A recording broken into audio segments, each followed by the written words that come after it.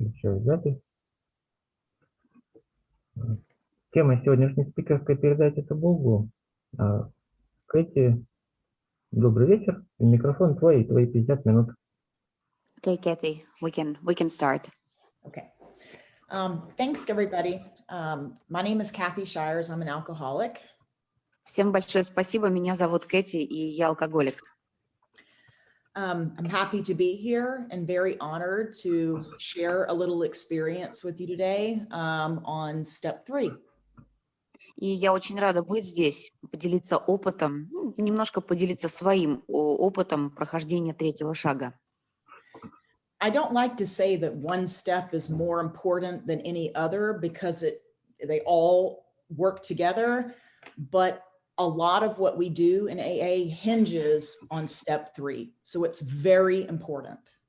Знаете, я не очень люблю говорить, что один шаг там чем-то важнее, чем другой шаг, или как-то выделять их особенно. Они все важны, все вместе они очень важны, и работают они в сцепке. Но сегодня я хотела бы немножко вот на третьем шаге остановиться, про третий шаг рассказать. And just in case anybody is new and didn't quite listen to all the 12 steps being read, step 3 is made a decision to turn our will and our lives over to the care of God as we understood him. И если кто-то из присутствующих еще не так давно в сообществе, и они, когда мы сейчас зачитывали вот 12 шагов, если сейчас наизусть-то не вспомнят, как третий шаг звучит, я напомню. Третий шаг — это приняли решение перепоручить нашу волю и жизнь Богу, как мы его понимали. Now, this is one step. When I came to Alcoholics Anonymous and saw the steps written on the wall, step 3 scared me to death. И знаете, я когда пришла в анонимные алкоголики, у них там на стене эти шаги висели, и именно вот этот третий шаг, когда я его увидела, он меня, честное слово, он меня жутко испугал, просто до ужаса. Because the way I read it is if I'm going to turn my will and my life over to something or somebody, then I have to have some degree of trust that my life's going to be taken care of well. И вот мне вот этот шаг, он означал, что я должна перепоручить, то есть взять и поручить всю свою жизнь чему-то или кому-то. И это подразумевало, что у меня вообще была хоть какая-то грань, хоть какая-то степень доверия к этому чему-то или кому-то. And when I came to AA, I was pretty atheist. I didn't believe in God at all, and really thought if you believed in some sort of God or spiritual being that, you weren't really right in the head. И когда я пришла в анонимные алкоголики, я такая немножко была чуть-чуть вообще на всю голову атеист. То есть у меня было такое убеждение, что что-то с вами не так, если вы так верите, значит, если у вас есть такое качество веры, значит, с вами что-то не так. I find that when people like myself have a problem with step 3, it's usually not really a problem with step 3. It's usually a problem with step 1 or 2. И вообще, вот когда люди говорят, что у них проблемы с третьим шагом, проблема-то у них не с третьим шагом, у них проблема с первым и со вторым. And when I first came to AA, I was only 18 years old. And really, I was in a lot of trouble. I didn't come here by mistake, but I really didn't believe I was an alcoholic. И когда я пришла в анонимные алкоголики, мне всего-то 18 лет было. Да, я была в такой небольшой заднице, но я понимала, конечно, что я не просто так сюда пришла. Как-то вот не было у меня такого. То есть проблемы были, я понимала, что я пришла сюда не просто так. And really, if you come to AA and you don't believe you're an alcoholic, but you've come because you don't know what else to do, or because your family or the police are telling you need to go, why are you going to do the steps if you don't believe you have the problem the steps address? И вот я, в общем, когда пришла, у меня не было понимания, что я алкоголик. И вообще я считаю, что когда нет понимания, нет вот этого осознания, что я алкоголик, а есть некая указка от родителей, что вот тебе надо что-то сделать, или полиция, ну, короче, менты заставили прийти, полиция заставила. Шаги-то мне зачем делать, если меня заставили прийти в анонимные алкоголики? Незачем. Мгм. Now, there are a lot of people like myself that come to AA for a lot of reasons. Maybe they know they need to stop drinking, but they have an idea in their mind what an alcoholic is, and they just don't think that they fit that description. И у многих людей, которые приходят в анонимные алкоголики, у них есть причины прийти сюда, но у них нет понятия, у них нет идеи о том, кто такой алкоголик. То есть они не идентифицируют себя с алкоголиками. If I had been willing to follow directions, the first thing I would have done was get a sponsor who would take me through the big book, and I could discover whether I actually had alcoholism or just some kind of drinking problem. И первое, чтобы я сделала, если бы я вот пришла и попросила помощи, это нашла бы спонсора, с помощью который привел бы меня к вот этому осознанию, что я алкоголик. Мгм. Because there is a difference between alcoholism and a drinking problem. И что это я именно алкоголик того типа, который, что называется у нас в книге, безнадежный. Не просто пьяница, а именно алкоголик, потому что это очень важное понятие. If I have just a drinking problem, then the only answer would be don't drink, don't pick up the first one, and then your problem is over. Потому что если проблема только в питье, то есть пьяница, много пью, решение проблемы, не бухай. То есть проблема с питьем, окей, решение не бухай. And to people in my family, they would say, if you just stop drinking, your problem will be over. Ну и в моей семье тоже, как говорили, что если ты прекратишь бухать, проблемы исчезнут сами собой. And even though I didn't believe I had alcoholism, I knew that not drinking was not the solution, because every time I stopped drinking for a day or a week, I actually got worse, not better.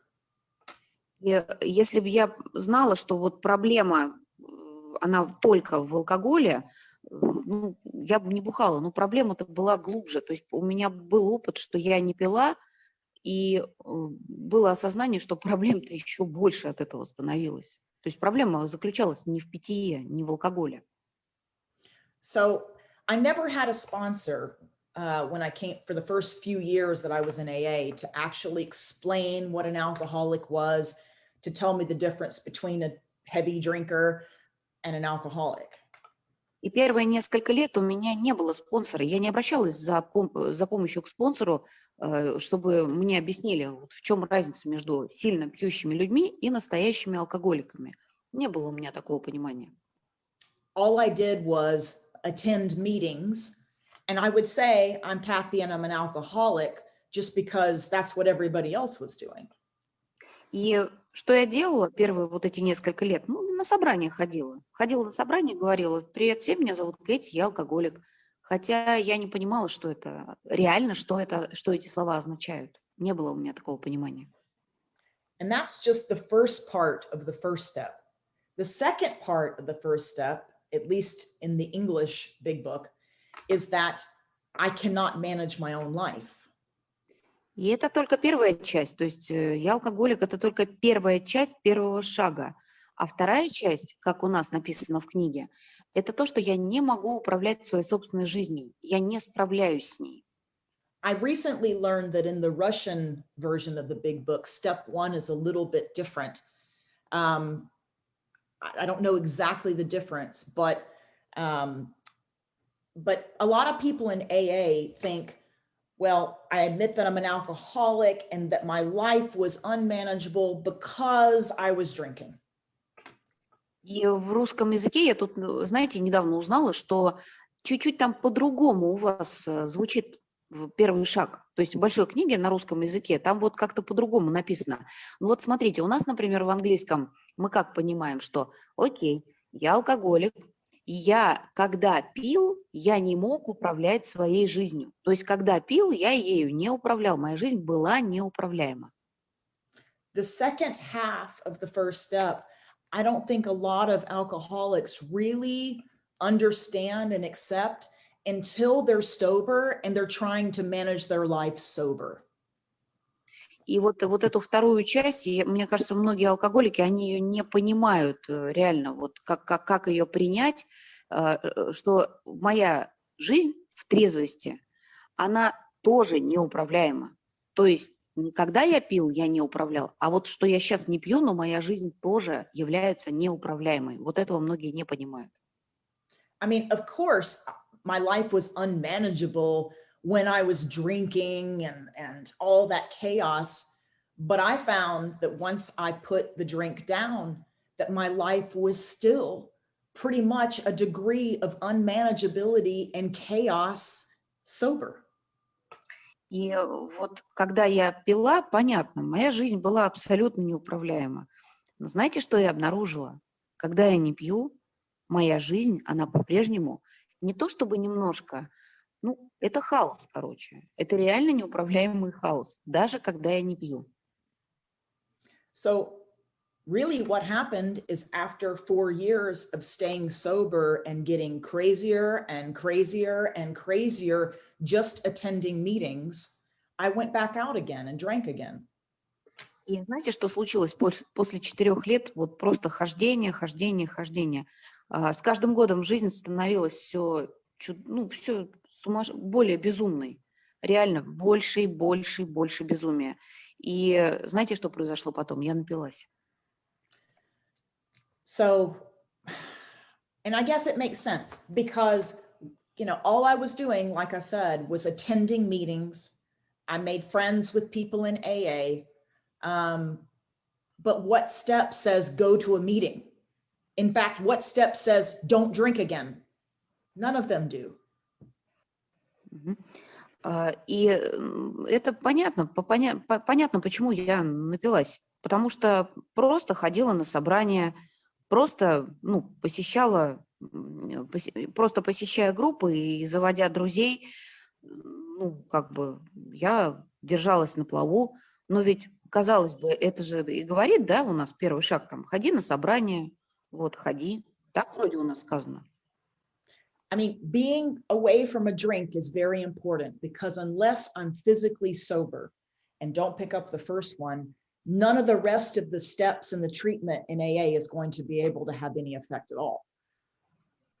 И, ведь у нас очень важно, да, то есть нет, я не обесцениваю важность быть трезвыми, то есть я сейчас поясню, не пить, быть вдали от алкоголя, то есть оставаться трезвым, это основное условие прохождения всех остальных шагов, без этого просто ничего не получится, то есть мне нужно оставаться трезвой, чтобы пройти остальные шаги. And I do believe that meetings and the fellowship in Alcoholics Anonymous is very important, but it is not the sole treatment of alcoholism. И, по моему мнению, очень важно, собрания анонимных алкоголиков, они очень важны. И важно сообщество, то есть быть в сообществе – это тоже очень важно. Но не они являются вот этой основной, не они являются сердцем выздоровления, скажем так, в анонимных алкоголиках. Because let's face it, what I wanted to do was just come to meetings, listen to people, listen to speakers, maybe share in a meeting, and somehow be transformed. Потому что, давайте на чистоту, вот как это выглядело. Но очень мне хотелось ходить на собрания, слушать анонимных алкоголиков, которые высказываются, иногда делиться. И вот с этого момента давайте, меняйте меня. То есть я хожу, слушаю, высказываюсь, давайте, поменяйте меня, сделайте меня классной. That did not happen. Не случилось этого почему-то. Жаль. With 4 years sobriety, I was pretty much the same person. I was still plagued with fear, with resentment, with waves of depression. but I was sober, and I kept thinking, what's wrong with me? I'm sober. Why don't I feel better? И на 4 годах трезвости что я имела? То есть я ходила вот так вот, я ходила на собрания, слушала, высказывалась, но при этом я осталась той же. Изменений не произошло. Я была полна ужасов, страхов, полна злобы, обиды, претензий, предъяв к остальным людям. Волнами на меня накатывала депрессия, там, ну, с периодичностью. И у меня был один единственный вопрос. Что, блин, со мной не так? Что не так происходит? And the way it was explained to me is that I basically had been coming to AA, sitting next to people who were sober and spiritual and happy, and just hoping that that would just rub off on me because I was sitting in the room. И мне потом пояснили, что со мной произошло. Оказалось, что я приходила на собрание анонимных алкоголиков, я как бы сидела с теми людьми, которые были духовно пробужденными, у которых произошли изменения, которые двигались вперед по программе. И я думала, что мне чуть-чуть это, ну, как бы от них передастся вот этой, знаете, духовности, вот этой трансформации, что мне там это, ну, короче, рядом с ними посижу, и у меня тоже начнет меняться все. That's pretty insane thinking, because I never once went to a bar and sat next to somebody who was drinking and watched them drinking and got drunk myself. If I wanted to get drunk, I had to drink exactly the same thing they were doing. I had to do what they were doing. Ну и вот давайте проведем аналогию. Это все равно, что я бы вот пришла в бар, там люди бухают, сидят такие, а я рядышком посидела, и мне вот сразу захмелело, классно мне. Так не бывает. Мне, чтобы нажраться, нужно пить вот то же самое, что пьет тот человек. То есть вот мои действия нужны, чтобы напиться. И здесь то же самое. So when I come back in and get sober again, I do get a sponsor, and my sponsor starts taking me through the big book. И что я сделала, когда я вернулась после срыва, я обратилась за помощью к спонсору. И спонсор, он взял и провел меня по большой книге. And I knew that I needed to work the steps and get a relationship with God. Я знала, что мне нужно вот в течение прохождения этих шагов мне нужно обрести вот эти отношения, вот эту связь с высшей силой, связь с Богом. I just didn't understand on my own that as long as I'm admitting in step 1 that I'm an alcoholic and my life is unmanageable, I thought that when I got to step 2, that I had to know God or what I was going to be turning my will and life over before I could do it.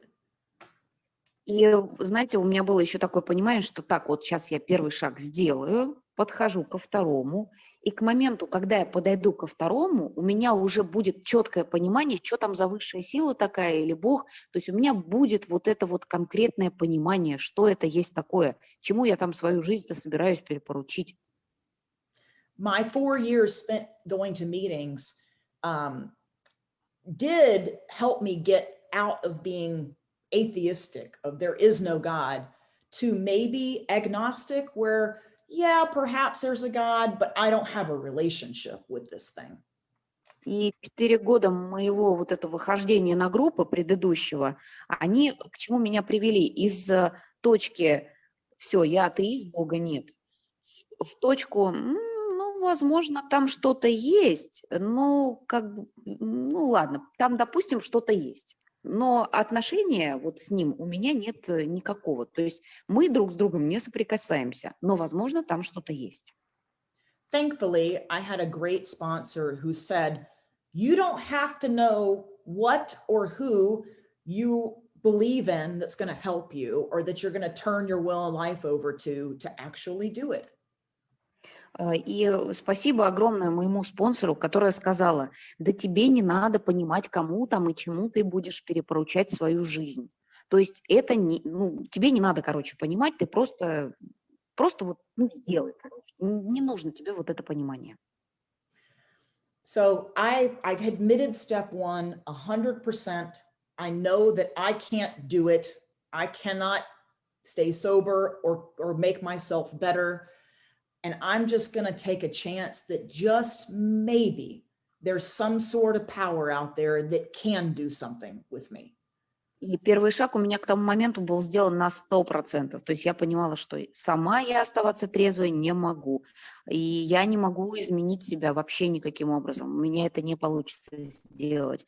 И что, возможно, это сможет сделать некая таинственная высшая сила. Возможно, это сможет сделать она.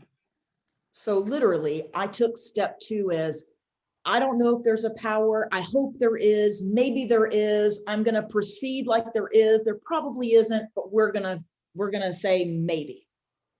И вот ко второму шагу я когда подошла, у меня было такое, что, я надеюсь, что там что-то есть, ладно, я допускаю, что там что-то есть, пусть вы там говорите, что там что-то есть, значит, там что-то есть. Окей, я не знаю, но окей, допустим. То есть вот с вот этим вот пониманием, допустим, что там что-то есть, я подошла ко второму шагу. So it's pretty difficult to think about turning your will and your life over to something that you don't even know actually exists in the first place, or if it does, if it even cares about you. И, знаете, очень сложно перепоручать всю свою жизнь чему-то или кому-то, что вы не знаете, не понимаете, и у вас с этим нет никаких отношений, и вообще вот просто взять и перепоручить кому-то, не знаю кому, вот это всю мою жизнь. Это очень сложно. I actually did pretty much all of the steps. Oh, that's a lovely bird. I love it. Fantastic. I actually did most all of the steps just on blind faith that maybe it would work, and kind of doubted that it would actually, but I didn't have any other option. И вы знаете, я большинство шагов так сделала. То есть у меня вообще, было, знаете как, выбора не было. То есть я всегда в каждом шаге надеялась, что, может быть, это поможет. Я не знала наверняка, у меня не было такой уверенности. Я просто, а у меня другого выбора не было. Либо так, либо никак. То есть отсутствие выбора, и, возможно, это сработает. Вот так у меня все шаги почти были сделаны.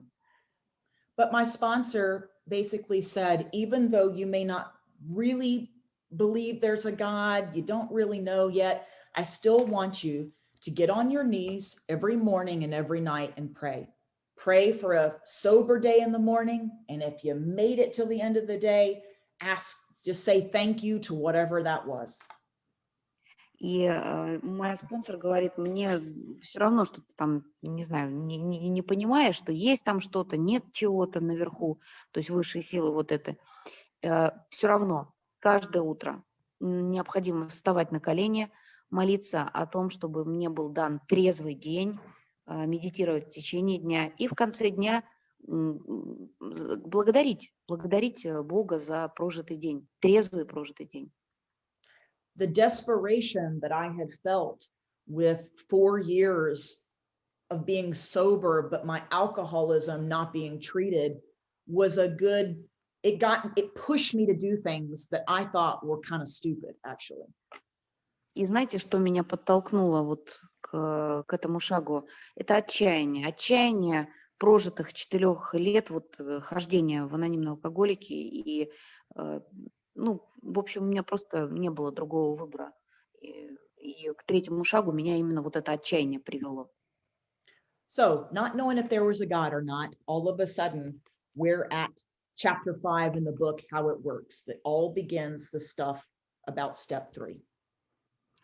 И у нас в большой книге вот как раз есть про третий шаг, chapter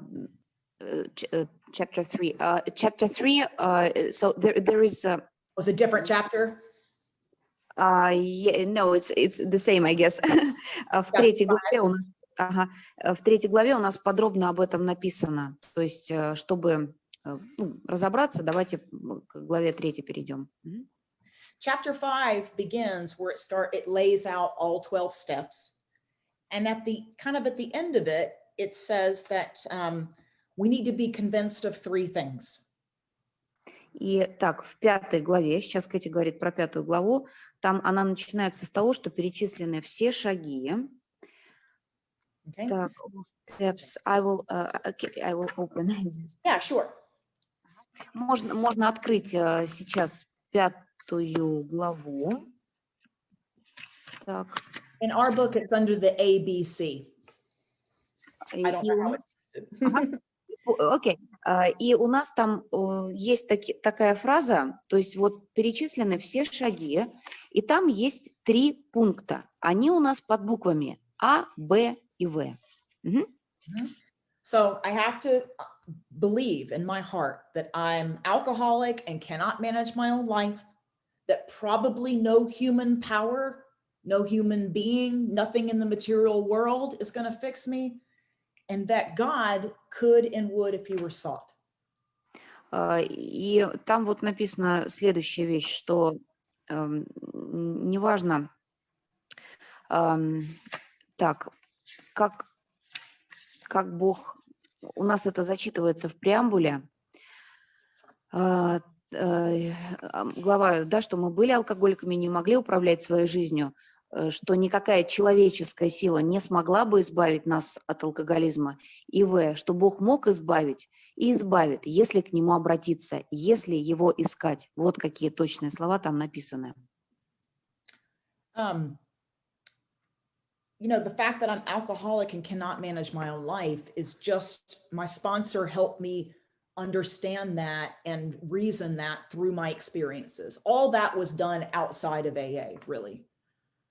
И мой спонсор, она мне пояснила, что вот, да, я алкоголик, своей жизнью управлять не могу. Она мне пояснила это на моих же примерах. То есть из моей собственной жизни мне стало понятно, что действительно, я не могу управлять своей жизнью.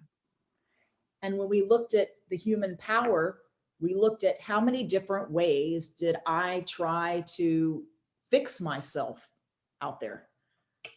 И никакая человеческая сила не смогла бы избавить меня от алкоголизма. Мы и на эту сторону болезни посмотрели, на этот аспект тоже, что сколько раз я пыталась что-то себя как-то подлечить, прибегнуть к какой-либо помощи, и все было безрезультатно.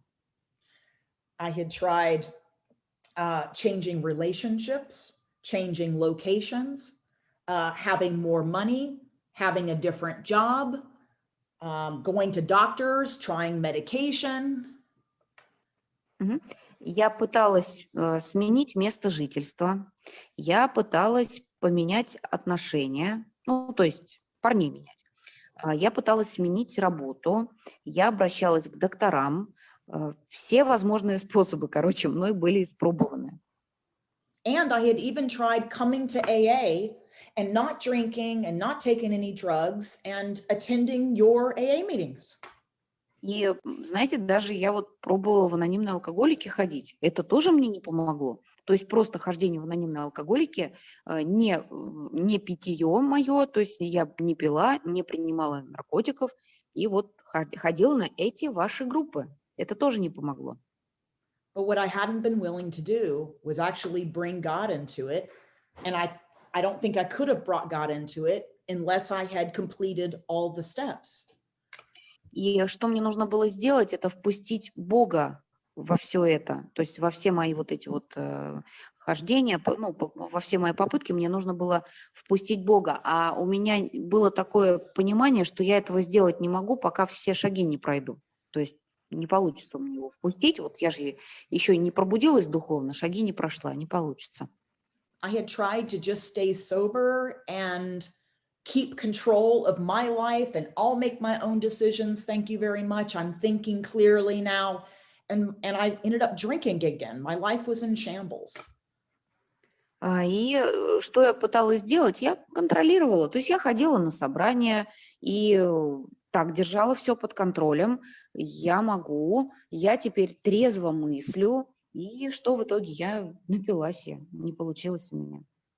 So I believed I had tried lots and lots of human power. And so then I go, okay, it says, so God and could and would if he were sought. Well, I'm not really sure if God can and will, but I got no other options here. И вот когда все возможные человеческие способы были испробованы, никакая человеческая сила мне в итоге не помогла.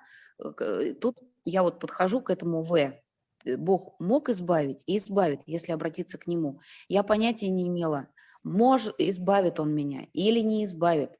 И вообще, как к Нему обратиться, ничего я этого не понимала. Но у меня просто не было выбора. So I'm not really sure about the third one, but I basically proceeded as if God could and would if he were sought. I wasn't sure, but I'm going to proceed as if that's true. Ну и вот когда нет выбора, знаете, пункт В, Бог мог избавить и избавит, если обратиться к Нему, он как-то на доверии делается. Ну, не знаю, избавит или нет, ну, допустим, избавит. У меня нет другого выбора, окей? Я приму это на веру. The book immediately goes into a few pages talking about a self-centered, self-willed person.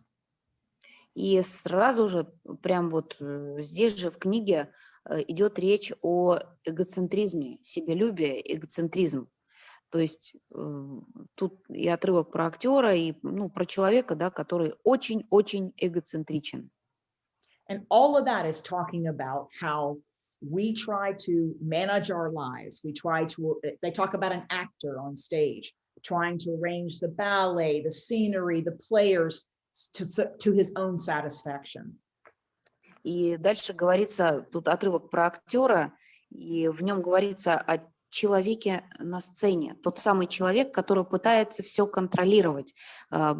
Вставки, балетное освещение, то есть все. Про вот это, про актера, в общем, который все хочет контролировать.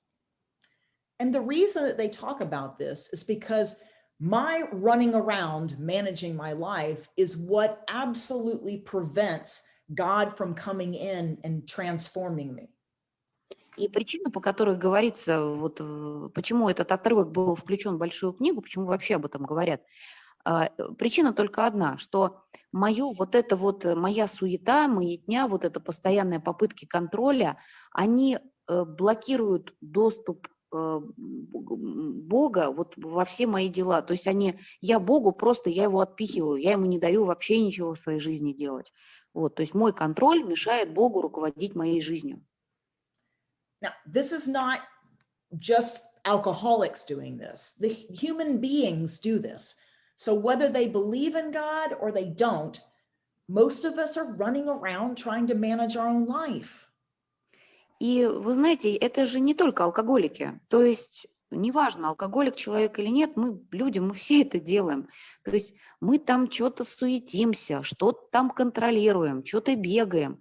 И вот таким образом блокируем Бога от нас. Мы ему не даем делать его работу, мы не даем ему участвовать в наших жизнях. Это неважно, алкоголики мы или нет. There's a line in the book that says, the delusion is that I can wrest happiness and satisfaction if I just manage well. If I just get all the things I think I need to be happy, then I will be. И вот здесь у нас в книжке есть такие строчки, что мы верим, что немедленно наступила бы утопия, все было бы идеально, если бы только все остальные вели себя как следует. То есть мы можем обеспечить себе покой, когда мы все проконтролировали, и все будет идеально. Вот, то есть если мы контролируем, то мы сможем обрести вот этот покой, вот это утешение.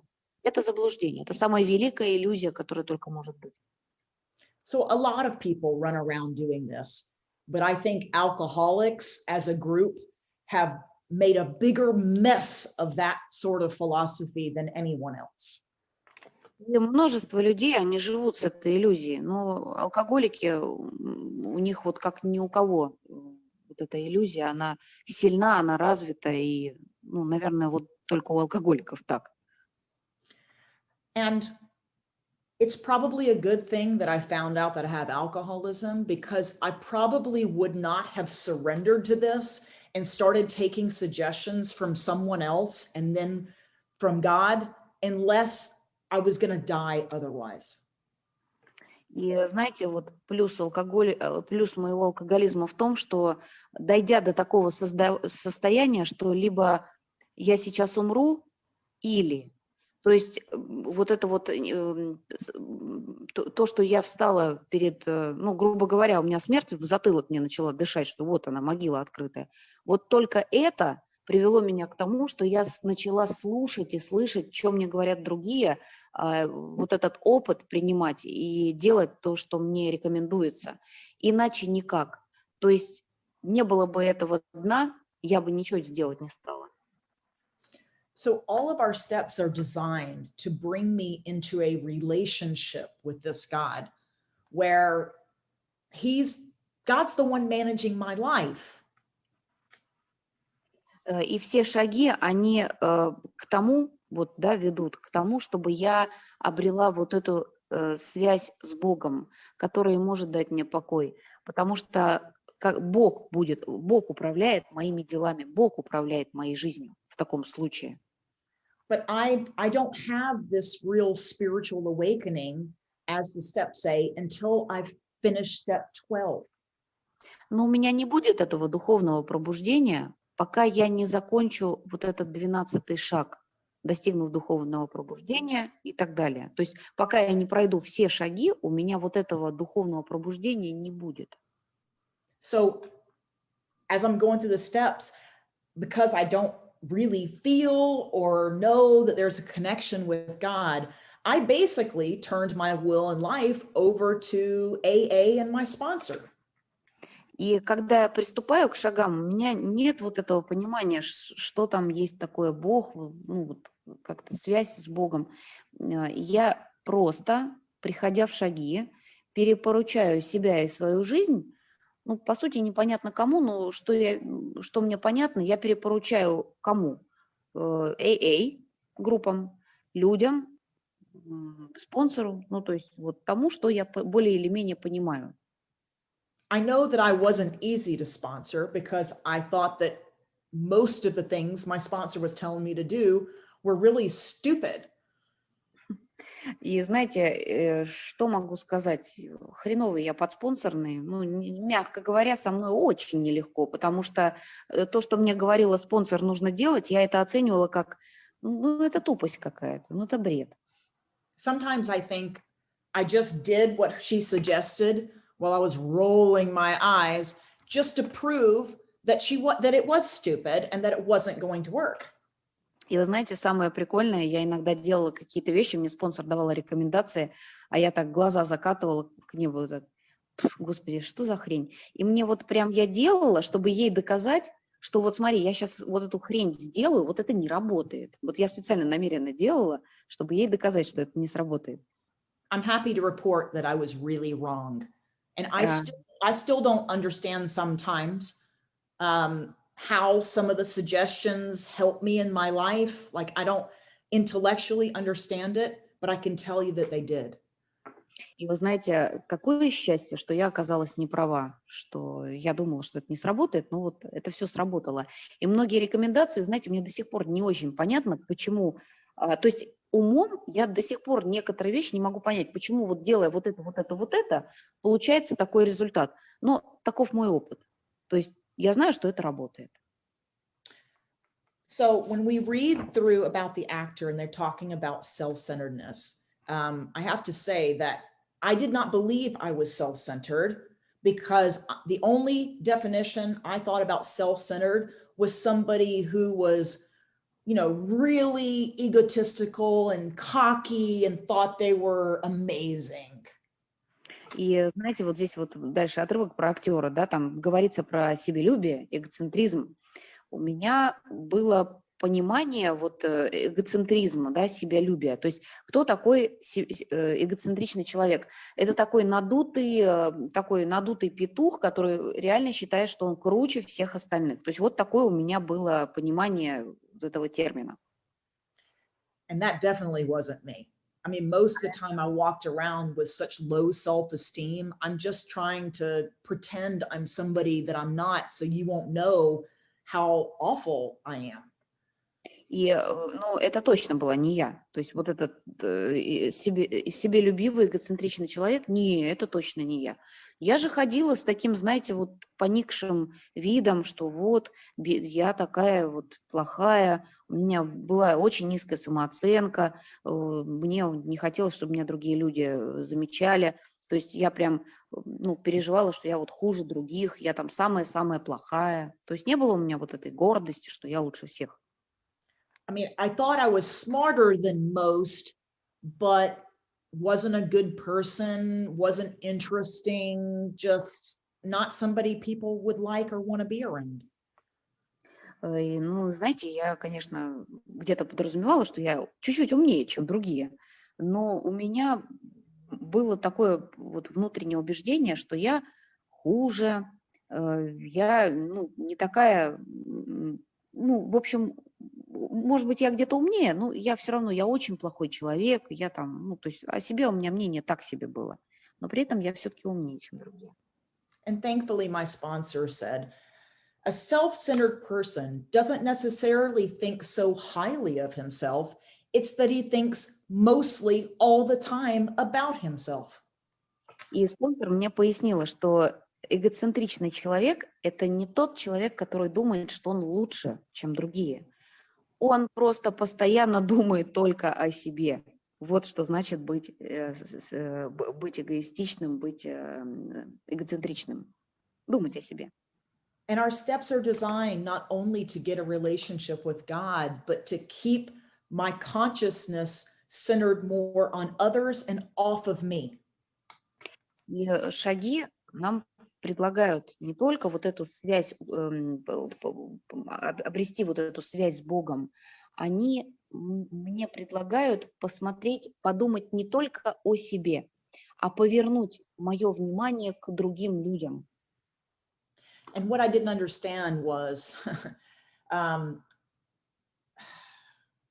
is that it is the default position to constantly be thinking about myself and going, how do I feel now? Well, how do I feel now? How do I feel now? All the time.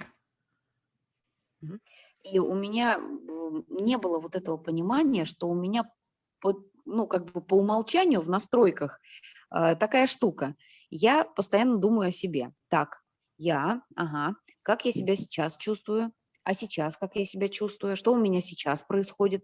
И, то есть все о себе. И это вот мои настройки, как бы вот как у компьютера, настройки по умолчанию. То есть я вот в принципе такая. It takes a lot of work in steps 4 through 12 to start moving out of my self-centered place.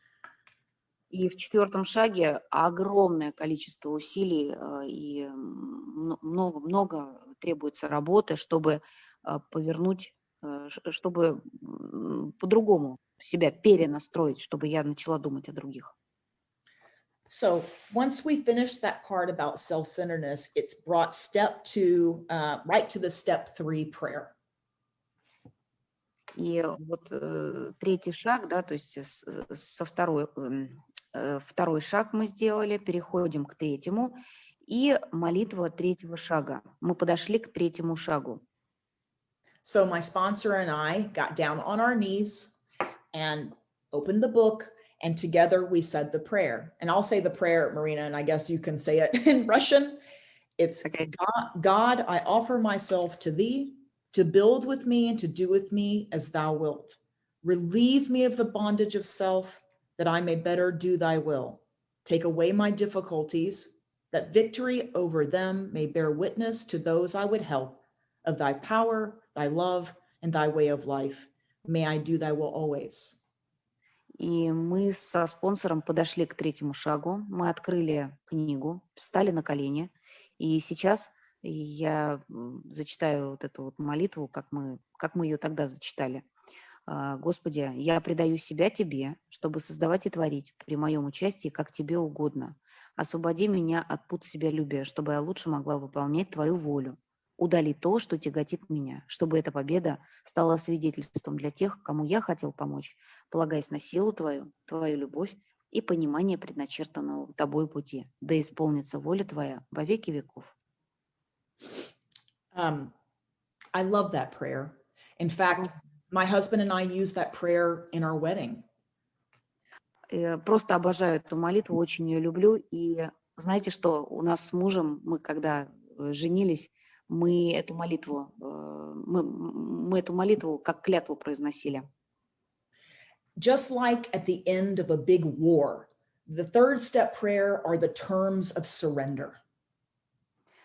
И прям как вот после, вот в окончании большой, огромной войны, да, вот эта вот молитва, она как сдача, то есть вот эта вот капитуляция. Все, я капитулирую, я перепоручаю, я предаю себя тебе, Боже. То есть это вот как капитуляция. Я сдаюсь. And up to this point, I feel like I had been at war. I had been at war with myself, at war with God, even though I didn't understand, and certainly at war with life and people. И вот когда я к этому третьему шагу с этой молитвой подхожу, у меня действительно такое чувство, что я реально побывала на войне. Я воевала с собой, со своей жизнью, со всем, что вокруг меня. То есть постоянное чувство, что я была на войне реально. И вот сейчас я сдаюсь. So this is where I'm agreeing to lay down my weapons, to stop fighting, and to give in. И это тот поворотный момент, когда я готова положить оружие на землю, и все, я готова сдаться. Я больше не хочу сражаться. So what I'm asking of God is to please relieve me of the bondage of self, the bondage that I'm in my head of what people think of me and how does that affect me and what's going to happen to me. И я прошу у Бога освободить меня от...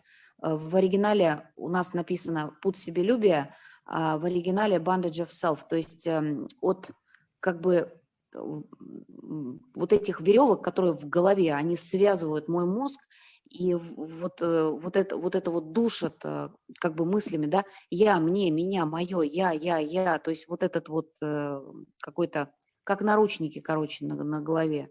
Вот эти путы, они везде, и я прошу освободить меня от них. I'm also asking God to take away my difficulties, but not the difficulties in my relationship and my family and my work. It's take away my difficulties of me obsessing about how all that stuff affects me.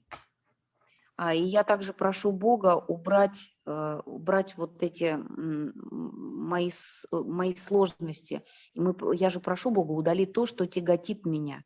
Но тяготит не в смысле там в отношениях или еще что-то, а вот эти вот сложности, убери вот эти вот мои проблемы, имеется в виду, то есть вот эти проблемы, созданные в моей голове, как эти обстоятельства на меня повлияют, что со мной произойдет. Вот от этого мыслительного процесса, вот от этих проблем. I mean, my life is about 10% of what is actually happening, but 90% of how I feel about it, what I think about it, what I believe about it. И вообще моя жизнь, это на 10% она только состоит из того, что реально сейчас происходит. А на 90% это мысли о том, что я об этом думаю, как это на меня повлияет. Ну, то есть мысли. Вот как я буду в этой ситуации, мне, я, меня, мое, как вот, только мысли. So I'm asking God to take away the 90% of difficulty of what I think about what's happening in my life and feel about it, in order for me to go out and do God's work and tell everyone, hey, look what God did for me. И я вот прошу Бога как раз забрать эти 90% из моей жизни, думание о том, что на меня будет влиять, как на меня это повлияет, вот эти вот мысли забрать и заменить их тем, что я выхожу и помогаю людям и показываю им, вот смотрите, что Бог совершил, вот смотрите, какое чудо в моей жизни Он совершил. Вот этим заменить, а не вот как вот эти обстоятельства на меня повлияют и так далее. То есть я прошу Бога заменить вот эти 90% возможностью быть полезной другим. Now, just because my sponsor and I said this prayer together didn't mean that I was all of a sudden relieved of my self-obsession. Но сам факт того, что мы со спонсором произнесли эту молитву на коленях, он не меняет мою жизнь. Он не освобождает меня сразу от всех проблем, от пут себелюбия и так далее. Этого не происходит за одну секунду.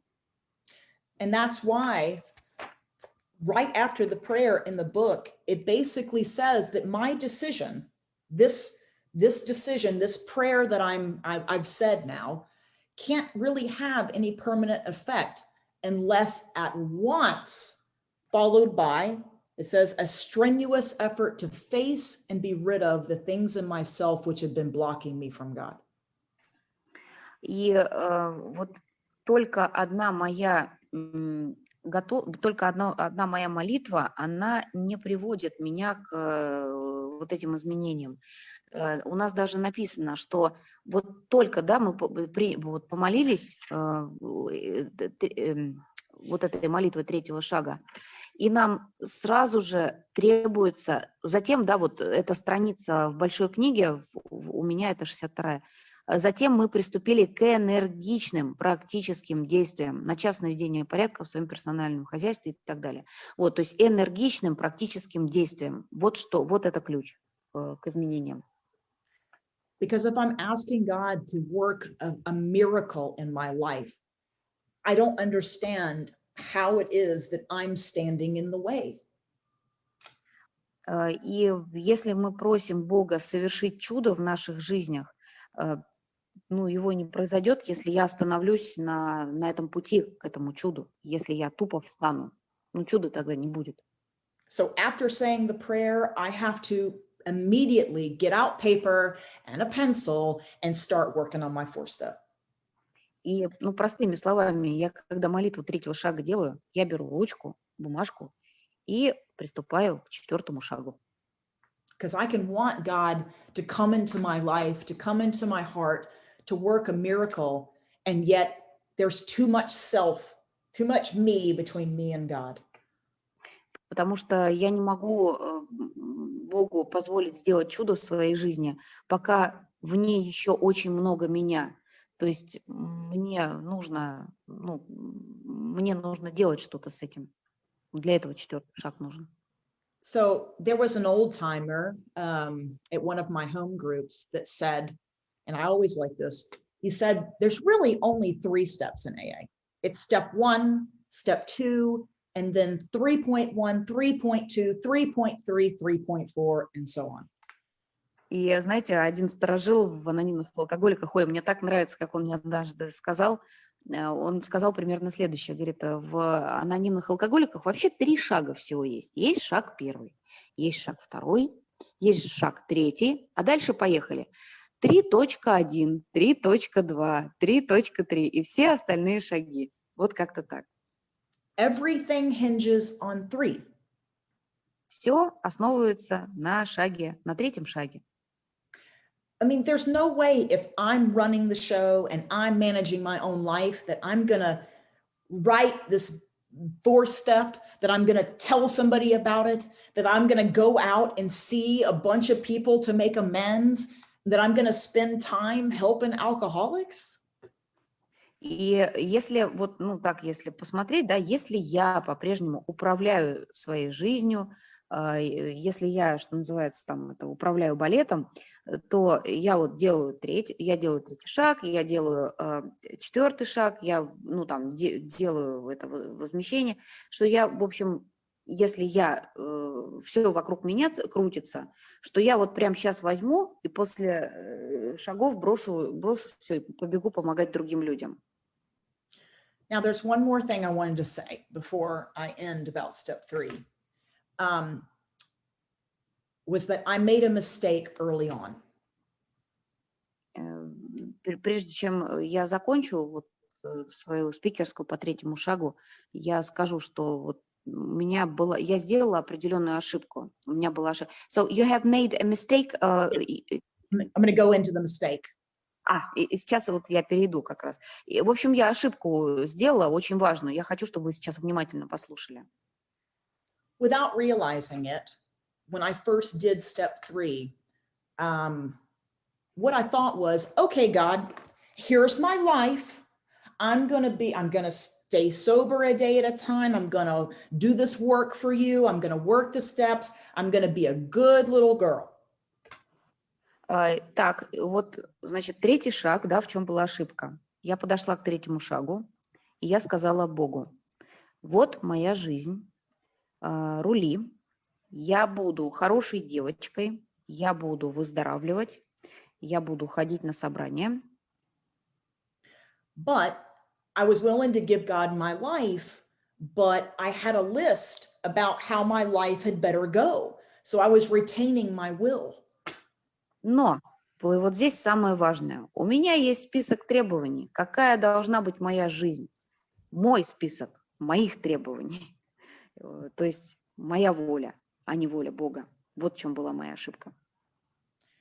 So I spent a lot of years after I had come back into AA, I spent a lot of years really angry with God because I thought, hey, I had been a good little girl and I'm a real good AA servant and I'm doing all this stuff. So why is this awful stuff still happening to me?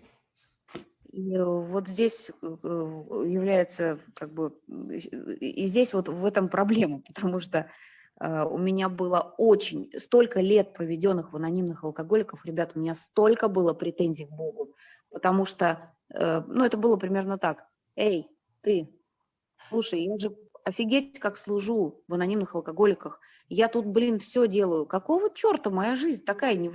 Почему у меня такие вещи ужасные происходят в жизни? Я же служу, я же все делаю. Почему? То есть у меня было предъяв к Богу немерено. I think I thought because I gave my life over to God in AA, that nothing bad was ever supposed to happen to me again. Я ведь думала, что вот перепоручила я свою волю и жизнь Богу, и больше никакая дрянь со мной никогда в жизни не случится. Я же перепоручила. Okay. But life is still happening. I mean, sometimes people die. Sometimes you lose jobs. Sometimes, just stuff doesn't go the way you want it to go. Но жизнь, она же продолжается. То есть по-прежнему люди теряют работы, близкие уходят, умирают. То есть жизнь, она идет дальше, просто продолжается. And the way that it was described to me was that, when I'm given over my will and my life to God, it's my will are my thoughts and my judgment, and my life is my actions. И мы, когда перепоручаем волю и жизнь, да, моя жизнь – это мои действия, а моя воля – это мои мысли, то, что у меня в голове, мое мышление. So I was willing to run around and do all the AA actions, but I had a lot of judgment about how my life was turning out. И не только мышление, все мои суждения, все мои убеждения о том, какая должна быть моя жизнь. Потому что я же думала, как, я сейчас сделаю все вот эти штуки, по выздоровлению, ААшные дела, что называется. Но у меня было суждение, вот была схема, какая должна быть моя жизнь. Вот. Я эту схему не перепоручила. What I didn't understand was that I need God's help to be able to accept life on life's terms. И мне не было понимания, что мне нужна помощь Бога, чтобы принять эту жизнь, такой, какая она есть. Вот просто такой, какая она есть. I may have a different idea of God than many people. I don't know, but I don't believe that it's life on God's terms because I don't think that God's making the terms. И, знаете, вот здесь немножко у меня расхождение, может быть, с большинством тех, кто считает, что жизнь, она строится на условиях Бога. У меня как-то вот такое понимание, что у Бога вообще нет никаких условий. То есть, у Бога не может быть условий. But I was still, pretty angry a lot of the time, thinking that, you know, if you were a good person, that, you know, you didn't deserve to have really awful things happen to you anymore. Потому что у меня было убеждение такое, что если человек хороший, то с ним ничего плохого произойти не может. То есть как-то вот это убеждение у меня было, что если я хороший, то со мной ничего плохого произойти не может, если я хорошие вещи делаю. And the way it was explained to me is, you know what? It rains and it snows on everybody. The good people, the bad people, and the ones in the middle. И что мне было разъяснено, что вот знаете, дождь когда идет или снег идет, осадки на всех падают, и на хороших, и на плохих людей, это совершенно не важно. The main thing that I was taught by my sponsors is that no matter what is going on in my life, I've still made this contract with God in step 3. So I still need to show up to do my AA stuff and whatever, and I will find a path through whatever trouble I'm in. И спасибо моему спонсору, она научила меня одной очень важной вещи, что не важно, что там происходит, мне нужно продолжать делать вот эти вещи там по выздоровлению, и это поможет мне вот эту тропинку найти, вот этот путь, как прожить просто жизнь, как прожить то, что реально происходит. My job is to continue to show up and do what I need to do in AA. If I need to write inventory on a situation that's really got me disturbed, fine. But I need to try to mostly stay out of God's way and keep continuing to help other people. Моя работа сейчас – это ходить на собраниях, если нужно, делать инвентаризацию. И самое важное – быть полезным другим людям. Вот что важно. I don't know if really any problems in my life that have ever gotten better because I stopped and said, whoop, I have a serious problem. Now I need to sit down and think about this and how are we going to work through this? И вы знаете, нет ни одной проблемы в моей жизни, которая разрешилась бы, потому что я такая раз села и остановилась, все бросила, все выздоровление, села и начала думать, так, мне нужно подумать, что сделать с этой проблемой. От этого ни одна моя проблема не решилась. You know, we say the Serenity Prayer to open a lot of meetings in America, and that's really what I have to rely on. You know, if I have, go ahead. В Америке у нас почти все собрания начинаются с молитвы о душевном покое. My sponsor helps me sort out when I have a problem in my life. Is there something that you can do? And if so, ask God for the courage to do that. И мой спонсор мне пояснила, что в молитве о душевном покое, Боже, дай мне разум и душевный покой, принять то. Она мне показала, что можно попросить Бога показать, что я могу изменить, и попросить сил. And she also helps me to pray, to take that to God, to try my best, to leave it alone if I'm powerless and there's nothing I can do. Если я бессильна, ничего не могу сделать, то попросить Бога забрать мои руки от этой проблемы, чтобы я не лезла туда. And basically keeps me busy doing AA stuff and out of the way. И вообще попросить Бога, чтобы Он забил мой день заботами об анонимных алкоголиках, чтобы я была занята настолько, чтобы мне было не до того, чтобы решать вот эти проблемы, на которые я и так повлиять не могу. The third step prayer has really probably meant more to me than any single prayer in Alcoholics Anonymous. Молитва третьего шага, она для меня, наверное, как никакая другая молитва нужна, важна, и то есть я ее выделяю среди всех остальных молитв.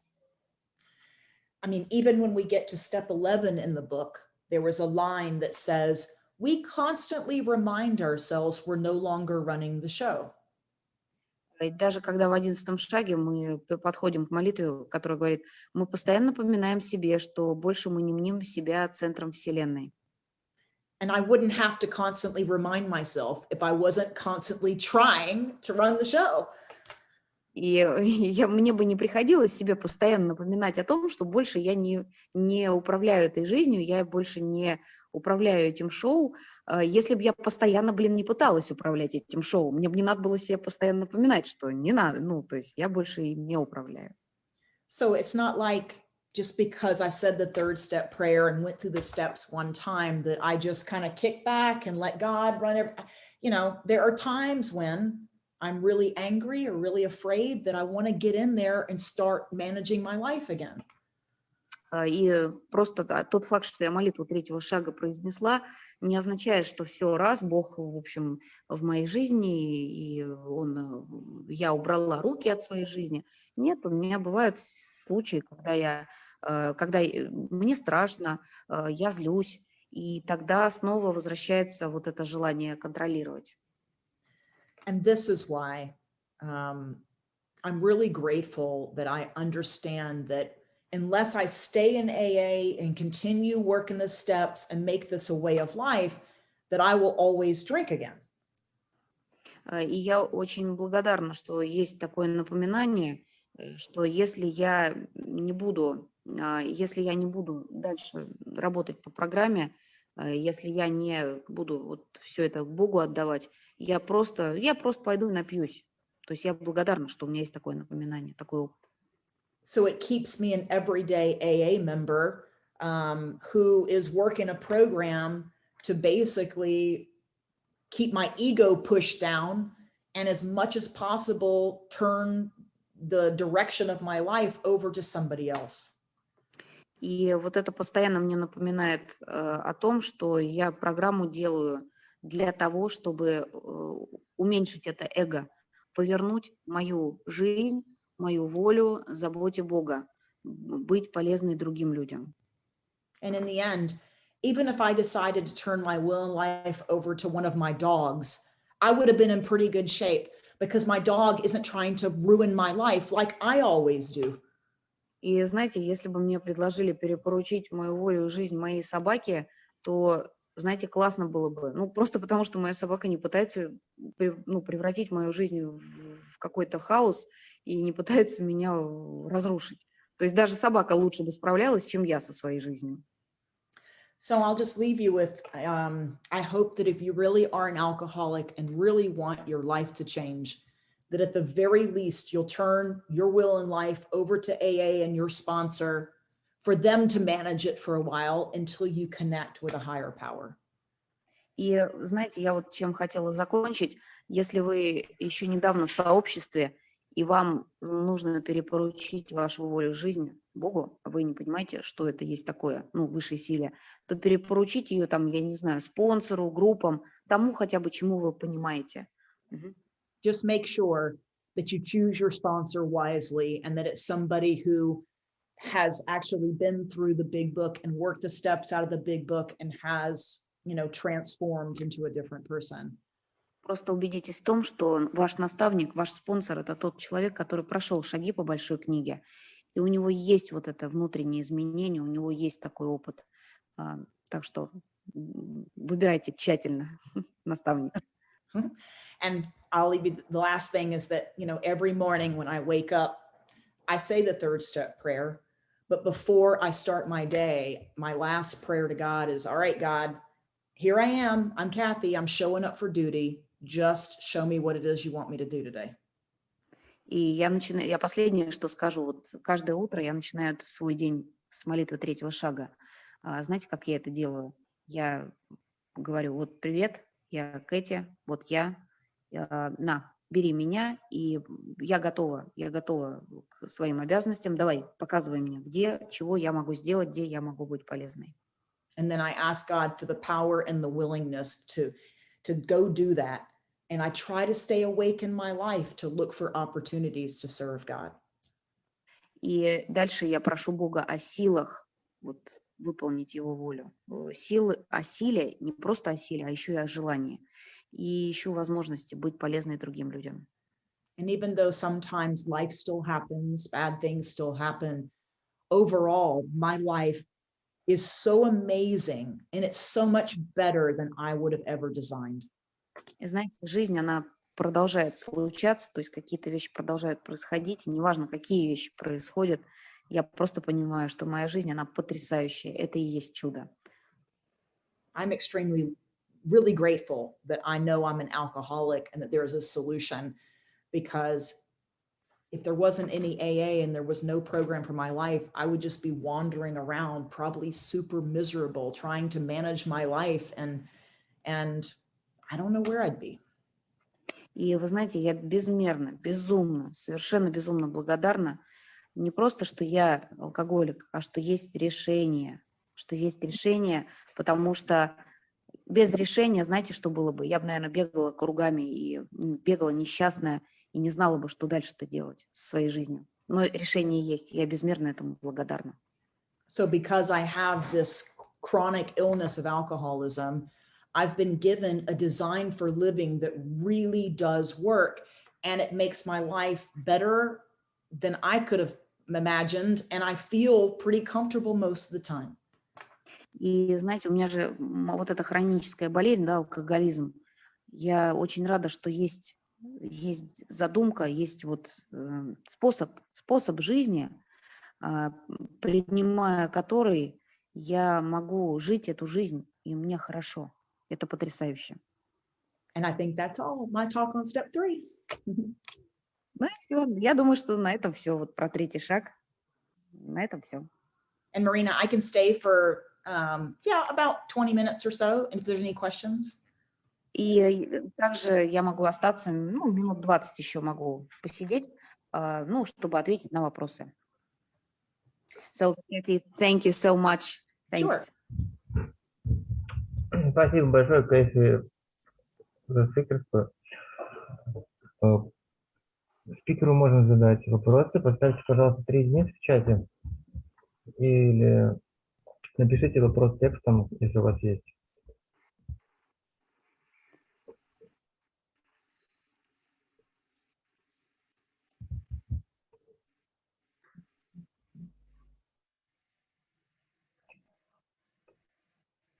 So right now we are waiting for questions in our chat. Вот, Оленька, пожалуйста, включайся. Твой вопрос. Слушаем. Спасибо, Катя. Thank you very much for your... It's amazing. Спасибо большое, Катя, за этот опыт. Я хотела спросить, очень интересный опыт того, что, да, она вот подходила к шагам, что как будто бы, да, и, это очень такое, я согласна с этим подходом, да, вот у меня также было. И может ли она рассказать такие вот на сегодняшний день явные примеры проявления и знания о том, что вот, на сегодня Бог точно руководит ее жизнью? Все. Спасибо. Yeah, Olga is asking, so she's extremely grateful, and she has the same experience of trusting as if God cares, as if God exists, and as if he or she can help with the illness. So can you give some examples of things that prove that God really takes care of your life? So maybe some proofs, maybe some examples, so that you are sure that you are being cared of, so to say. Sure. I don't think it's really been possible for me to connect those dots very quickly. It's only by looking backwards over a long period of time. Да, конечно, есть такие примеры, и мне очень много, вы знаете, я вот что поняла, мне, чтобы вот эти точки соединить, да, то есть я имею в виду, что там вот что-то произошло, и что, это Бог позаботился. Мне, чтобы эти точки соединить, мне просто время нужно было, чтобы прожить какое-то время, да, и оглянуться назад вот на эти ситуации. И тогда там точки сами, вот сами с собой сходились, вот эти вот выводы. But the first evidence that I had was when I started making amends, because in my mind, all of these amends are going to go really badly. И, знаете, самые яркие случаи, вот, что для меня стало очевидно, да, что Бог реально заботится о моей жизни, Доказательством этому стало возмещение ущерба, потому что в моей голове, когда я возмещала ущерб, это, короче, трэш какой-то был, ну, реально. То есть мне казалось, что будет ад, а происходило все совершенно по-другому. So I talked to my sponsor about what I'm going to say to these people. But before I walked into the meeting to meet with somebody, I would pray, and my heart is just pounding. And once I came out of the amends, I was like, I didn't catch on fire. It's okay. Like I got to the other side of it and I was all right. И, знаете, вот происходило примерно следующее. То есть я же говорила спонсору, как я примерно буду возмещать этот ущерб. Перед возмещением ущерба 9-го шага я молилась, и сердце у меня стучало примерно, прям, короче, пулеметная очередь была. Вот так оно стучало. И потом я делала это возмещение, и выходила такая, фух, то есть вот оно. The real trick, though, is that I think the only way I know God is taking care of me is that I feel good all the time. И знаете, штука такая в том, короче, я вам подскажу такой лайфхак. Если я чувствую себя хорошо, значит, Бог заботится обо мне. Вот в этом вся фишка. Like my third child was born and had a stroke. And so she has, a brain injury and special needs. И знаете, I'm sorry, Katy, the third child, right? My third child, yeah. Ага. И знаете, вот у меня третий ребенок, когда родился, у нее был инфаркт, насколько я поняла, и повреждение мозга, и ей нужна была помощь, то есть ей нужна была постоянная поддержка медицинская. Now I don't believe that God did that to her. Я не верю, что Бог для нее вот взял это и сделал. То есть это Бог взял так и распорядился, что с ней это все случилось. But I did believe that God needed to do something with me in order to raise a child with all of these special needs. Но я абсолютно уверена в том, что Богу потребовалось что-то сделать со мной, чтобы я смогла растить такого ребенка с особыми потребностями, с особыми нуждами. То есть Бог со мной, вот он придал мне сил, он сделал какие-то изменения со мной. So God proceeded to do just that. I found that, because I'm not a very motherly kind of person, and I found that God transformed me into a person that was way more giving and loving and patient than I ever thought possible. И вы знаете, вот что для меня Бог сделал. Я не мама, то есть я не такая прям мама-мама, омамившаяся, так скажем. Я совсем не такая. Но Бог сделал меня намного более благодарной, намного более любящей, заботливой, чем я вообще когда-либо в своей жизни могла бы быть. Я даже представить себе не могла из себя такой. А Бог сделал это.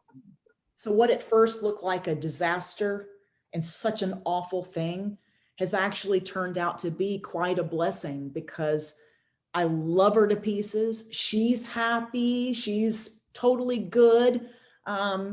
She has her challenges, but she's always been way easier to parent than my other two boys that I thought I would just kill them. So, yeah.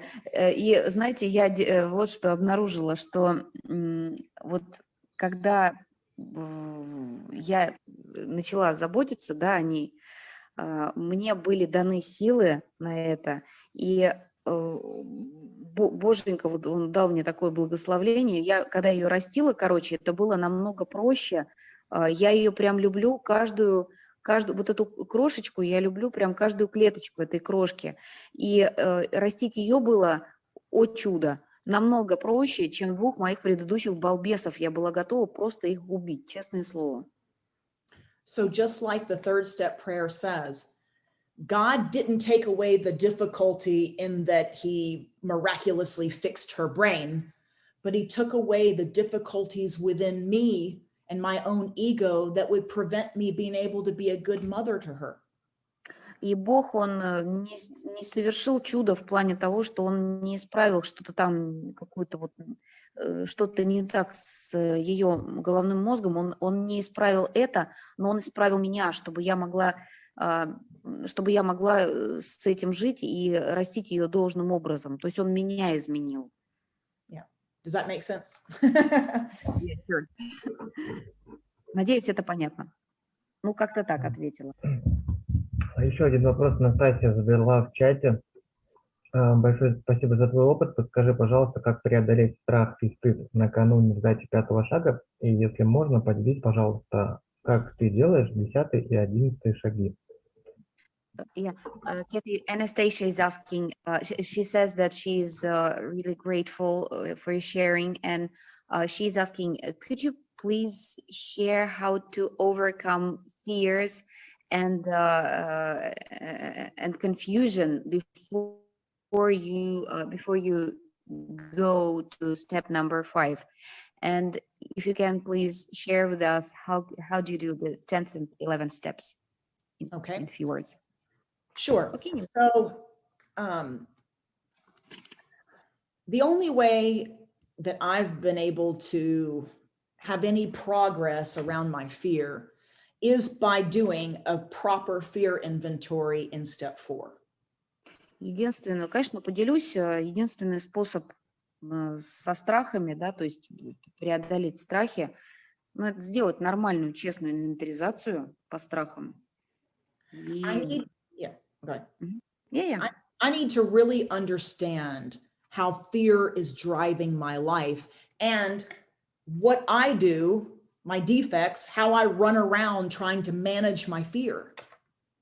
И мне в инвентаризации это нужно понять, как страх управляет моей жизнью и как я бегаю, ношусь с этим страхом и пытаюсь, ну и снова взять на себя вот роль управляющего. So when I come up with a situation that I'm really afraid of, I certainly call my sponsor and I'm praying the fear prayer in the book, asking God to remove my fear and direct my attention to what he'd have me be. И когда у меня случается какая-то ситуация, которая вот, мне страшно, в общем, что я делаю? Я звоню спонсору, и дальше я молюсь, я прошу Бога, чтобы Он избавил меня от страха и сосредоточил мое внимание на том, какой мне, согласно Его воле, надлежит быть. And then I kind of sit there in meditation for just a minute and imagine that God has done just that God has taken away my fear, and then I get off the couch and go do whatever it is that I'm afraid of. И я сажусь и начинаю медитировать. Я себе представляю, что Бог все, Он забрал у меня этот страх. И что я вот нет этого страха, вот что мне делать? Что я делаю, если у меня этого страха нет? А потом встаю с дивана и иду делаю. Неважно, как страшно мне. I can't just sit on my couch and wait to be overwhelmed by, oh, it feels like the fear's gone away before I start living life. И я же не могу сидеть на диване и ждать, что меня вот сейчас Бог избавит от всех страхов, и вот дальше я смогу выйти, сейчас избавленная от всех страхов, и что-то делать. With my sponsor and my friends in AA, along with God, I kind of imagine them just sort of gently nudging me towards doing whatever it is that I need to do that I'm afraid of. И мне просто вот что стало понятно, что Бог, Он мягко и нежно подталкивает меня к действиям, чтобы я могла, Он дает мне сил, чтобы я могла вот, толчок такой, легкий, мягкий, все равно толчок, чтобы я что-то делала, даже если там мне как-то страшно, чтобы эти страхи преодолеть, дает мне толчок. So with God's help and the help of my friends in AA, and my sponsor, they're literally helping me walk through that. И мне Бог помогает проходить через это. Бог, другие друзья в анонимных алкоголиках и мой спонсор. То есть они, в буквальном смысле слова, они меня проводят через эти все неприятности за руку. Как-то Now, так. as far as 10 and 11 go, I believe that step 10 is just a mini 4 through 9. И вот насчет 10-го, 11-го шага, ну, по 10-му шагу это шаги с 4 по 9. Это и есть 10-й шаг. Step 10 is like a tea bag. It works really well when I'm in hot water. И 10-й шаг, он как, вы знаете, пакетик с чаем. Классно работает, если опущен в кипяток. So when I find myself really disturbed, I ask God at once to remove it, but then I pick up the phone and call my sponsor. Когда я очень сильно беспокоюсь, то я звоню спонсору, я делаю действия, ну, когда мне плохо. Sometimes my 10th step is just I'm telling her about the situation, and then she may give me some action to go do, like make amends if I've harmed somebody, or forgive them if they did something to me. И иногда я просто звоню спонсору, рассказываю ей про ситуацию, да, вот по 10-ке-то, и она мне рекомендует какое-либо действие, то есть говорит, ну, там, вот, сделай это, сделай то, там, или прости того, кто там тебе, ну, грубость всякую там сказал или накосячил. Мгм. Then I immediately turn my thoughts back to somebody I can help. И затем я сразу поворачиваю свое внимание к тем людям, кому я могу быть полезна. Now, sometimes I got a really big problem going on and I'm in a lot of anger or a lot of fear. And just the phone call and the prayer is not enough. And my sponsor will tell me, you need to write inventory on that. И вы знаете, иногда вот все, что я делаю, иногда бывает недостаточно. Ну, короче говоря, вот я молюсь, да, а молитвы, недостаточно. И вот тогда спонсор говорит мне, делай инвентаризацию. So that's what looks more like a step 4 through 9 process. То есть, ну, 10-й шаг – это такой процесс с 4 по 9. 4, 5, 6, 7, 8, 9. It just might be on one resentment and a fear, or a couple of resentments and 2 fears, something small. Ну, это что-то небольшое. То есть в 10-м шаге там одна какая-то обида, ну, или 1-2 страха, или, ну, что-то такая небольшая как бы работа. Now, what I do in step 11 is a little different, and it does have an aspect of inventory to it. И в 11-м шаге, что я делаю, там немножко больше. И инвентаризация – это только один из пунктов, один из аспектов 11-го шага. Our design for step 11 has some directions in the big book of what you're supposed to do in the morning and then what you're supposed to do at night. В большой книге есть четкое указание того, как делать 11-й шаг утреннюю часть, и как делать 11-й шаг вечернюю часть. And although in the morning, I may say the 3rd step prayer, aside from that, I mostly say and do exactly what the big book says. On awakening, here's what we do. And when it says to pray, I pray, and I do exactly what the book says.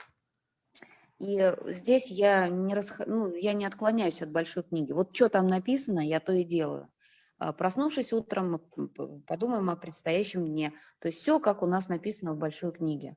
Я тупо следую тому, что написано. And at night for step 11, right before I'm retiring for bed, I take a look at the list of questions. So I'm basically checking back in and thinking, all right, God, how'd I do today? And I answer those questions to myself. И вечернюю часть я тоже делаю точно так же. То есть я открываю, смотрю, и, знаете, там вопросы есть. Был ли я сегодня эгоистичным и так далее. И я отвечаю на эти вопросы перед тем, как отхожу ко сну, перед тем, как я засыпаю.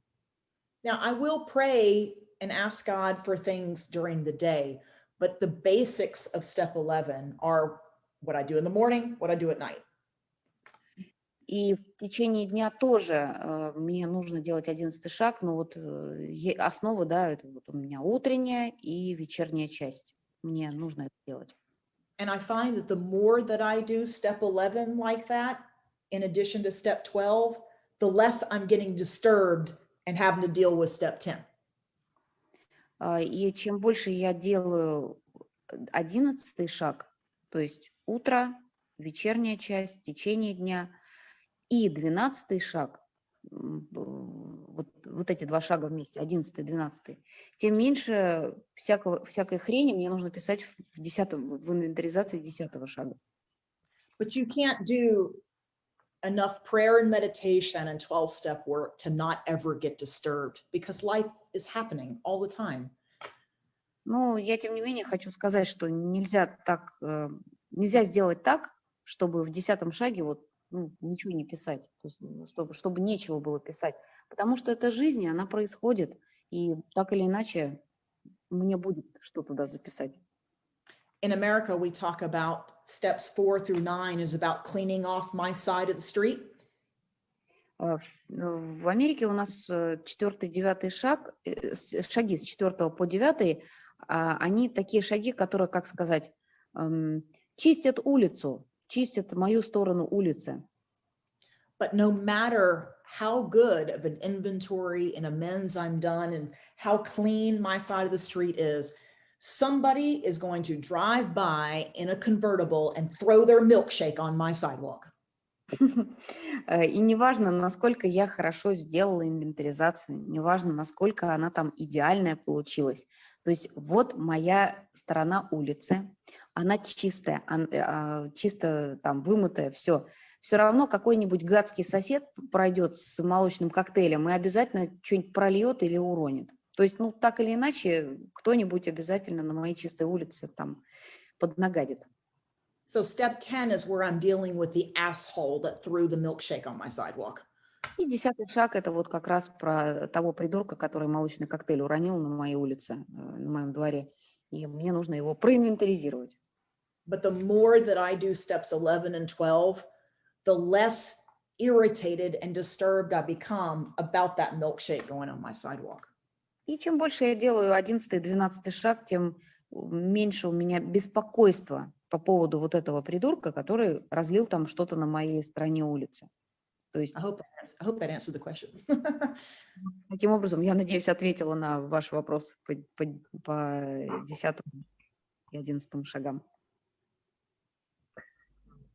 Да, вот у нас единички поставил в чате Волк. Пожалуйста, Волк, задавай вопрос. Спасибо. Thank you. I want to ask one question. Mm-hmm. How do you separate it? Who is God, who is Santa Claus? Как ты разделяешь, что есть Бог, кто Дед Мороз? Thanks. I like that question. Вопрос, спасибо, классный вопрос. See, that's what I thought. I thought when I came to AA that to believe in a God would be, you're asking me to believe in like Santa Claus or the Easter Bunny. Знаете, я когда пришла в анонимные алкоголики, я думала, что меня просят поверить в нечто типа Санта-Клауса или пасхального кролика. The truth is that even if I had turned my will and life over to Santa Claus, at least my life was no longer in the hands of an idiot. И знаете, круто, здорово, что у меня пришло понимание, что если бы я доверила свою жизнь тогда Санта-Клаусу, даже Деду Морозу, неважно, моя бы жизнь уже не была в руках идиота, то есть меня самой. So it really comes down to how you see this power in your life. И весь вопрос сводится к тому, как я вижу проявление вот этой высшей силы в своей жизни. I'm not a religious person, and so I don't put some human form on this higher power. Я не очень религиозный человек, и моя высшая сила, она не имеет какой-то человеческого описания, она как-то не связана прям с человеком каким-то определенным. The best way that I can explain my higher power is it's sort of like the Force from Star Wars. И лучшее, что я могу... Who is the character from Star Wars? It's just the Force. The power. I see. И как я могу описать свою высшую силу? Но это сила, вот знаете, как в «Звездных войнах». Вот, May the force be with you. Говорит, да пребудет с тобой сила. Вот я примерно так себе представляю, что вот да пребудет со мной вот эта сила, вот эта конкретно сила из «Звездных войн». Как-то так его понимаю. The best way that I can explain it is to look at it like another power source that we would all die without, which is the sun. И я лучшее описание, которое могу предоставить, это, наверное, какая-то сила, к которой можно подключиться, и без которой бы мы все умерли, как солнце. Were there no sun, we'd all be dead like that. Ну, что-то типа, если бы солнца не было, мы бы все просто умерли. Ну, как-то It is, так. it is an amazing source of power. Это невероятный источник силы. And I have to kind of interact with it. И мне нужно с ней вступать в контакт, мне нужно общаться с ней. I can go outside on a sunny day and I can feel the sun's rays on my skin. In fact, I can get burnt by it too. И я, когда выхожу в солнечный день на улицу, я чувствую прикосновение лучей солнечных на своей коже. Но я могу и солнечный ожог получить. And when it's dark outside and I go outside and I can't see the sun, I can't feel the sun, that doesn't mean that the sun no longer exists.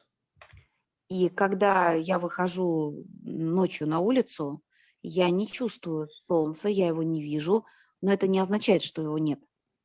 The sun still is, even when it's dark and I can't see it. Солнце все равно есть, даже когда темно, и я не могу его увидеть. So with God, it's been the same kind of thing. Because I had no other choice, I started following what AA and my sponsors telling me to do, and just hoped there was some kind of power that I could tap in that would help me do life and stay sober.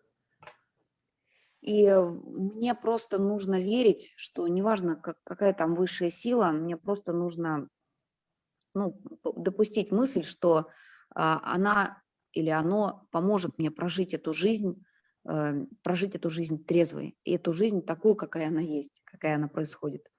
I mean, not only could I not stay sober on my own, but I've never been able to make any real changes in my life just because I came up with a good idea and started doing it. И в моей жизни я не могла управлять своей жизнью, и знаете, у меня это не получалось сделать. Даже вот у меня там идея какая-то возникала, вот типа как прожить эту жизнь, как там чего лучше делать. Я от этого, у меня все равно ничего не получалось. So I've thought many times that, okay, I need to start getting up early and I need to start, eating better and working out and taking vitamins. And so I make a good start on this new plan. И мне постоянно нужно было, то есть у меня постоянно были мысли, что мне там в зал нужно ходить больше или еще что-то делать. У меня всегда были мысли насчет того, что мне делать со своей жизнью, какие следующие шаги мне предпринять. So, Kathy, the host is asking me to inform you that we have 5 minutes Sure. left. Yeah. This is the last question. Yeah. Yeah. Okay. So when I come up with this plan, I make a great start, and I get so proud of myself for making a good start. And then in no time at all, I'm sleeping in, I forget the vitamins, I stop going to the gym. И неважно, у меня там план появился, да, я начинаю за здравие, я там пью витамины, хожу в зал, это я вот, к примеру, а потом все начинает скатываться просто в никуда. So lack of power is my dilemma, because when I've brought God into this and I'm asking God for the help, it's amazing how I have more lasting changes that are positive in my life. И моя дилемма заключается в недостатке силы. То есть моя основная проблема – это недостаток силы. Now, there's some people that would call that some kind of mental illness, but I can tell you that whether it makes me a weak person to lean on that power or not, my life has become amazing. So who cares? И знаете, что вот многие сочтут, что я сумасшедшая, там, что это какая-то болезнь в мозгах у меня, но что вот я перепоручаю свою жизнь, и она стала удивительной, вот это факт. То есть какая разница, чему я там перепоручаю, если у меня реально жизнь стала офигенная. I have a hard time explaining to somebody like I was, an atheist, why it makes more sense to believe in God than not to believe. I just tell them that my experience is when I proceeded as if there was a God and did all the actions to connect with that power, my life became amazing. И многие, кто еще считают себя атеистами, подходят ко мне и задают вопросы вот по поводу перепоручения. Я им просто говорю свой опыт, что когда я перепоручила, ну окей, пусть будет, как бы, если бы я сделала все действия, которые от меня требовались, и моя жизнь стала, она просто стала потрясающей. Yeah. I hope that answers it. Спасибо большое, Кэффи. У нас до следующего собрания осталось 3 минуты. Мне нужно закрывать собрание, передавать права организатора следующему ведущему. И прочитаю о 7-й традиции, тогда я. Времени уже не хватит, мне даже на 7-ю традицию. Всех присутствующих я поздравляю с еще одним трезвым днем, и в завершении собрания зачитаю фрагмент из 6 главы книги «Анонимные алкоголики. Объявления 9-го шага». Мы познаем новую свободу и новое счастье, мы не будем сожалеть о нашем прошлом, и вместе с тем не захотим полностью забывать о нем. Мы узнаем, что такое чистота, ясность и покой. Мы, как бы низко мы ни пали в прошлом, мы поймем, что наш опыт теперь может быть полезен другим. Исчезнут ощущения ненужности и жалости к себе, мы потеряем интерес к вещам, которые подогревают наше самолюбие, и в нас усилится интерес к другим людям. Мы освободимся от эгоизма, изменится наше мировоззрение, исчезнут страхи перед людьми и неуверенность в экономическом благополучии. Мы интуитивно будем знать, как вести себя в ситуациях, которые раньше нас озадачивали. Мы поймем, что Бог делает для нас то, что мы не смогли сами сделать для себя. Не слишком ли это звучит многообещающе? Нет, все это произошло со многими из нас. С одними раньше, с другими позже. Все это становится явью, если приложить усилия. Наше собрание подошло к концу. Спасибо всем, что пришли. Спасибо за опыт и за высказывания. Всем желающим предлагаю присоединиться к молитве о душевном покое. Боже, помоги мне. Дай мне разум и душевный покой принять то, что я не в силах изменить, мужество изменить то, что могу, и мудрость отличить одно от другого. Да исполнится воля Твоя, а не моя. Все, у нас теперь время чайное.